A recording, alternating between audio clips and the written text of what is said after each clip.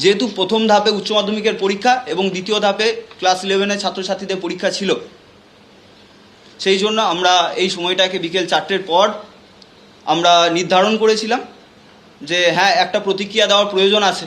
কারণ এটা কখনো কাম্য নয় একজন শিক্ষামন্ত্রীর ওপরে বাঁদরের মতো লাফালাফি করতে করতে গাড়ির ওপরে উঠে যাওয়া, আবার ঠিক একইভাবে শিক্ষামন্ত্রীর গাড়ির তলায় একজন ছাত্র পিছিয়ে যাবে, এটাও কখনো কাম্য নয়। আজকে যাদবপুর বিশ্ববিদ্যালয়কে এরা মানে নৈরাজ্য তৈরি করে রেখেছে। আমি তো স্পষ্টভাবে বলতে চাই যে যাদবপুর বিশ্ববিদ্যালয়ে আগামী দিনে বিদ্যার্থী পরিষদ সার্জিক্যাল স্ট্রাইক করবে। আপনারা দেখেছেন জেএনইউতে কী পরিস্থিতি ছিল, বর্তমানে জেএনইউর পরিস্থিতি কী আছে। বিশ্বভারতী বিশ্ববিদ্যালয় আজ থেকে 3 বছর আগে এই বামপন্থীদের এত অত্যাচার বেড়ে গেছিলো, প্রত্যেকটা জায়গাকে নেশার কেন্দ্র তৈরি করে তুলেছিল বিশ্ববিদ্যালয়গুলোকে, বিশ্বভারতী বিশ্ববিদ্যালয়কে। আজকে যে দেখুন বিশ্বভারতী বিশ্ববিদ্যালয়ে কী পরিস্থিতি, রাষ্ট্রবাদী ছাত্রছাত্রীর সংখ্যা বাড়ছে, তাদের অ্যাক্টিভিটি কমছে। ঠিক একইভাবে যাদবপুরে কালকের পর থেকে বহু যাদবপুরের সাধারণ ছাত্রছাত্রীরা নিজের আত্মবিশ্বাসের সাথে বলছে যে আমরা বিদ্যার্থী পরিষদের ভিতরে, ক্যাম্পাসের ভিতরে কাজ করার জন্য প্রস্তুত আছে, তাতে আমাদের যাই হয়ে যাক না কেন। তাদের ভেতরে ভয় কাজ করছে। মিডিয়া একটা জিনিস বারবার প্রচার চালানোর চেষ্টা করছে যে বহিরাগত। কারা বহিরাগত? সেখানকার যাদবপুর ইউনিভার্সিটির প্রেসিডেন্ট ছিল, যাদবপুর ইউনিভার্সিটির সেক্রেটারি ছিল। এরা যদি বহিরাগত হয় তাহলে গোটা যাদবপুর ইউনিভার্সিটি যারা এই বামপন্থী মাকু তিনুদের মাথা, তারাও বহিরাগত।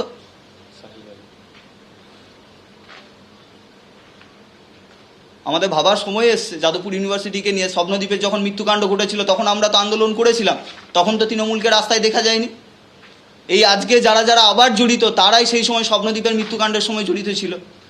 স্বপ্নদ্বীপের বাবাও এই বিষয় নিয়ে স্টেটমেন্ট দিয়েছেন। সেই সময় আমাদেরকে, সেই সময়কার রাজ্য সম্পাদক, সেই সময়কার ন্যাশনাল জেনারেল সেক্রেটারিকে দিনের পর দিন এই তৃণমূলের যে দলদাস পুলিশ তারা অ্যারেস্ট করে রেখেছিল।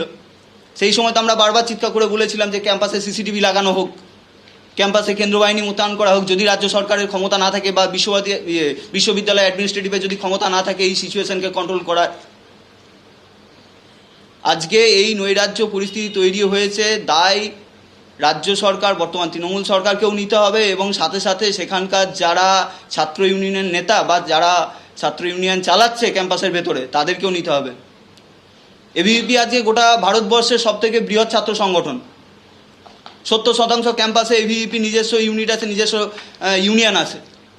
আমরা গণতান্ত্রিক পদ্ধতিতে বিশ্বাস করি, সেই জন্য সেখানেও গণতান্ত্রিক উপায়ে ক্যাম্পাসগুলোতে আমাদের ছাত্র নির্বাচন হয় এবং তাদেরকে জায়গা দেওয়া হয় যে হ্যাঁ, বিরোধী ছাত্র সংগঠনদেরকে জায়গা তৈরি করে দেওয়া হয়, তারাও যাতে তাদের যে বিষয় সেইগুলো ক্যাম্পাসের ছাত্রছাত্রীদের মধ্যে তুলে আসুক।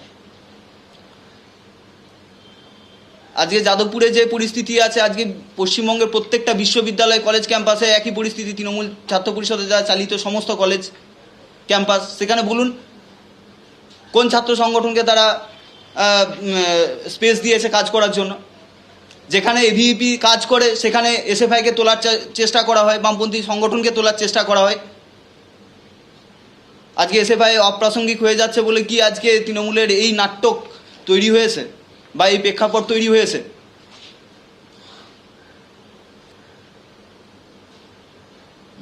যখন এভিভিপি বামপন্থীদের বিরুদ্ধে আন্দোলন করেছে, বামপন্থীরা যেখানে যেখানে উইক সেখানে সেখানে তৃণমূল পেছন থেকে তাদেরকে ব্যাকআপ দিয়েছে।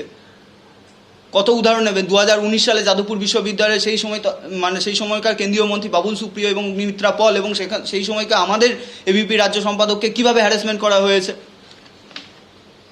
তাকে বার করে আনার জন্য সেই সময়কার আমাদের গভর্নর স্যারকে ক্যাম্পাসে ঢুকতে হয়েছিল এবং ঢুকে তাদেরকে রিকভার করতে হয়েছিল। সেই সময় তো তৃণমূল তাদেরকে পিছন থেকে মদত দিয়েছে। ঠিক 19 সালেও বিশ্বভারতী ক্যাম্পাসে একটা সেমিনার চলাকালীন সেখানকার তৎকালীন উপাচার্য এবং তার সঙ্গে প্রায় 40 জন ছাত্র, প্রফেসর, এদেরকে বন্ধ করে রেখেছিল এই নক্সালিস্ট মাওবাদীরা। একটা কথা স্পষ্টভাবে বলতে চাই, আগামী দিনে যাদবপুরের ভিতরে বিদ্যার্থী পরিষদ সার্জিক্যাল স্ট্রাইক করবে এবং সেটা খুব ভয়ঙ্কর। যেরকমভাবে যে ভাষা, যে সংগঠন যে ভাষা বোঝে, আগামী দিনে বিদ্যার্থী পরিষদ তাকে সেই ভাষাতেই জবাব দেবে। এটুকুর জন্য তারা প্রস্তুত থাকুক।